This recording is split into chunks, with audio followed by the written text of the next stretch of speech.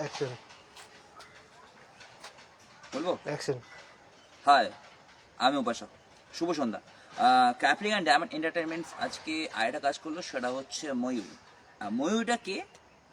ময়ূরটা হচ্ছে, আমরা জীবনে তো অনেকজনকে তো অনেকে প্রত্যেকের জীবনে তো কেউ না কেউ আসে, ঠিক আছে, কিন্তু সত্যি কি প্রত্যেকের জীবনে কি ময়ূরী থাকে?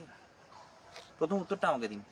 ভালোবাসা সবাই করে, আমি তোমার, তুমি আমার, সবাই বলে, কিন্তু বাস্তবের জীবনে কি? সৌরভ যেটা বললো, আমার জীবনে কি ময়ূরী পাবো? সৌরভ যেমন উত্তর, ঠিক আছে, কিন্তু কি বলুন তো, ময়ূরীটা হচ্ছে একটা কল্পনা, একটা ক্যানভাস, যেটাকে অনেকে যেটা যে রকমভাবে নেবে, কিংবা কিন্তু ময়ূরী কিন্তু অনেকের জীবনে এসছে, অনেকে অনেকে সেটাকে ইউটিলাইজ করতে পারে, অনেকে সেটাকে ইউটিলাইজ করতে পারে না। ইট ক্যান বি, বাট দেখুন, আমার গল্পে যেরকম ময়ূরীটা হচ্ছে পূজারিনী, আমার গল্পে ময়ূরী হচ্ছে পূজারিনী।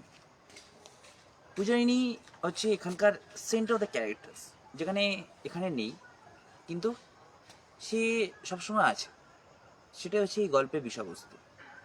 ওই একটা ছেলে একটা মেয়ের হাত ধরে যখন যায়, চোখ বন্ধ করলে তাকে ভেসে ওঠে, তারপর কিসিং কিসিং, কাছে চাওয়া, তারপর জড়িয়ে ধরা, বুকের এভাবে টেনে এখানে বুকের মধ্যে রাখা মাথাটা, একটা ফিল হয় না?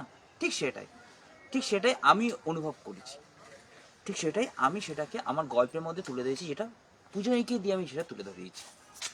অন্যদিকে আরেকটা ছেলে, সৌরভ, যে সবসময় একটা প্রেম, লাভ খুঁজছে, লাভের ভাষা খুঁজছে, লাভার খুঁজছে, সেও একজন ময়ূরীকে খুঁজছে, যে তাকে বুঝবে, তাকে ট্রাস্ট করবে। এই নিয়ে গল্পটা, এই হচ্ছে গল্পের বিষয়বস্তু। গল্পটা আমারই লেখা, আমারই নির্দেশন, আমারই সব কিছু। ক্যাপলি অ্যান্ড ডায়মন্ড এন্টারটেনমেন্টস এবং ইউটিউবের রিলোডের যৌথভাবে কাজ করছে, এটাই জাস্ট বলতে পারি। টেগুরিয়া শীতলা মন্দিরে কাজটা হয়েছে। শুভ সন্ধ্যা, have a nice day, and good evening all beautiful ladies, entertainment and also Pushayani. Capri and Diamond Entertainments and YouTuber Reloaded upcoming collaborations films Mayuri. বন্ধ করে দে।